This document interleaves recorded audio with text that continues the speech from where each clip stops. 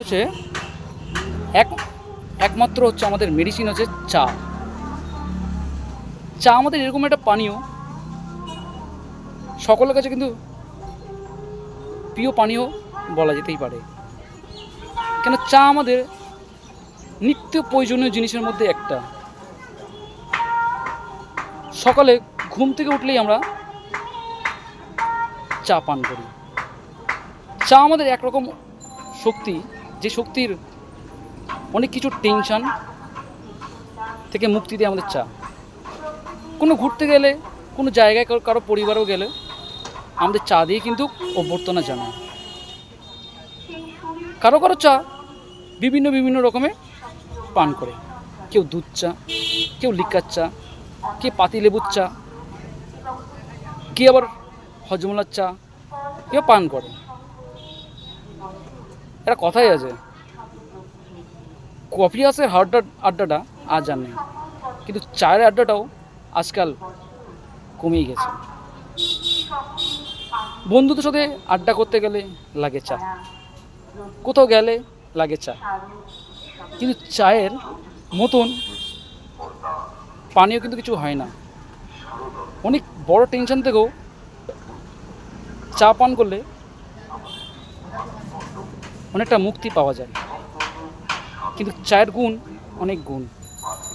চা যেরকম আমাদের ভালো উপকার হয়, আবার চাও কিন্তু আমাদের অনেকটা শরীরেও ক্ষতিও করে। কিন্তু চায়ের মানুষের প্রিয় একটা পানীয়, যে পানীয়র মধ্যে চা করতে গেলে অনেকটা সময় ধরে লাগে।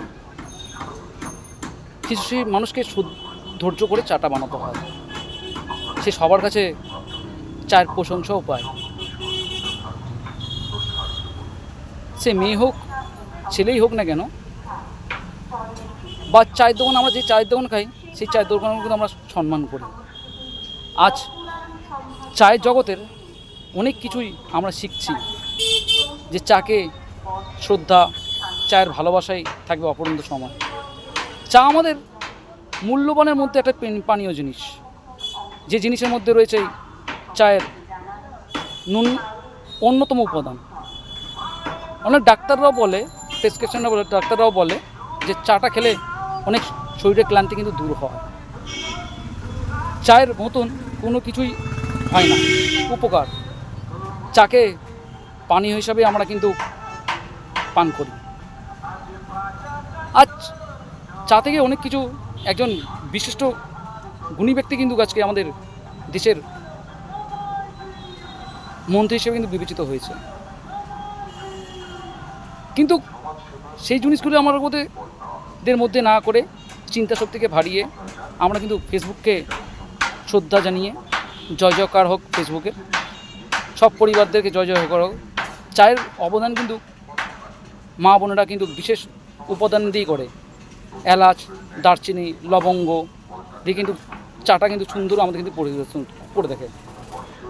সে তাদের লাগে সময়, ধৈর্য, ক্ষমতা